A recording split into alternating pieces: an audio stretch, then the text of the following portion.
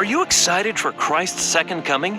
Do you look forward to living during the millennium, when Christ will reign with total peace on earth, as Isaiah prophesied? Well, when Christ comes again, he won't be a meek and mild lamb, unrecognized by the masses. Rather, this time, he'll come as a mighty lion, and everyone will know it. It's going to be incredible.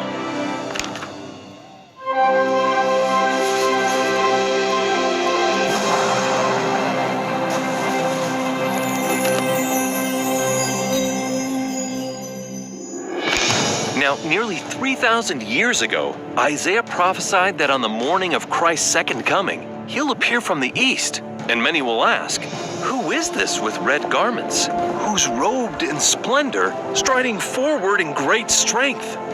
Will we recognize him? Christ will declare, "It is I, proclaiming victory, mighty to save." Yes, the Son of Man, who descended below all, will appear in great glory, exalted above all.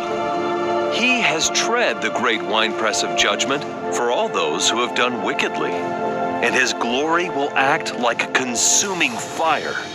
But for those who've sought him and lived righteously, it will be the greatest day of rejoicing imaginable. They'll declare, "Mine eyes have seen the coming of the glory of the Lord. He hath trampled out the vintage where the grapes of wrath are stored.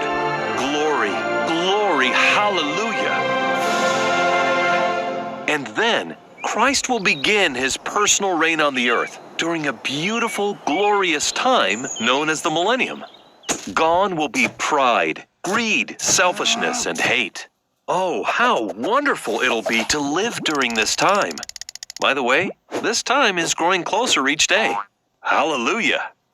Jesus is the master healer and will gloriously take away all of our shame, pain, and anguish.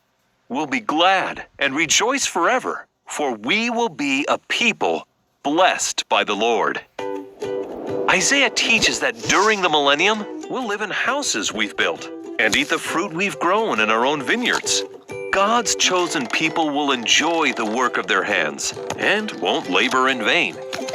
Nor will they bear children doomed to misfortune, nor hear the sound of weeping or crying, because past troubles will be forgotten.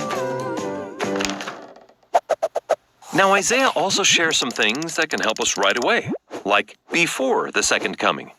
Has this ever happened to you? You wake up on Sunday, make a bowl of cereal, pour the milk, and are just about to take a bite when a family member reminds you that it's Fast Sunday. Were you glad for the reminder, or were you maybe a little mad? Well, if we're living the law of the fast properly, like Isaiah teaches, involving prayer, faith, and sacrifice, then we'd probably be pretty grateful for the reminder, since fasting can bring incredible blessings. See, fasting isn't supposed to make us miserable, but to make us strong and capable, or provide help breaking our chains of wickedness or overcoming sin. When we do as Isaiah says, our light will break forth, and our healing will come quickly. The glory of the Lord will be our guard. He'll always guide us and strengthen us. And when we cry out, he will answer, "Here I am." Yes, as we fast properly, the Lord is quicker to hear and answer our prayers, just as we are better able to see his blessings. Now, fasting and paying fast offerings allow us to undo the heavy burdens on ourselves and others, including setting the oppressed free, feeding the hungry, clothing and housing the poor, and helping afflicted souls in our immediate neighborhoods and around the world. Now that's a wonderful feeling, worth the pain of a growling stomach. So we might want to plan ahead and tape some of Isaiah's promises on our cereal cabinets to remember the blessings before our next fast, with prayer and specific purposes in mind. Yes, fasting is a gift from God, not a burden. Another gift from God is the Sabbath day, which Isaiah reminds us is to enable the blessings of Abraham, Isaac, and Jacob in our lives. Remember those guys and their promised blessings? Yeah, Isaiah instructs us to turn away from doing our will on the Sabbath and instead spend it devoted to doing the Lord's will. As we strive to do so, we may learn to truly rejoice in the Sabbath. Wow, we did it, guys! We made it through all 66 chapters of Isaiah and learned something. Maybe even a lot of things, but definitely not everything there is to know from this incredible prophet, seer, revelator, and writer. Still, we can celebrate having learned more about Christ, His atonement, the restoration, the gathering, the last days, the second coming, and the millennium thanks to Isaiah.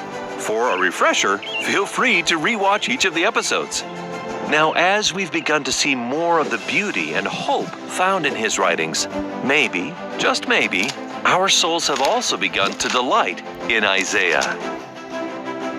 Next week, we see the prophet Jeremiah preaching in Jerusalem, picking up where Isaiah left off.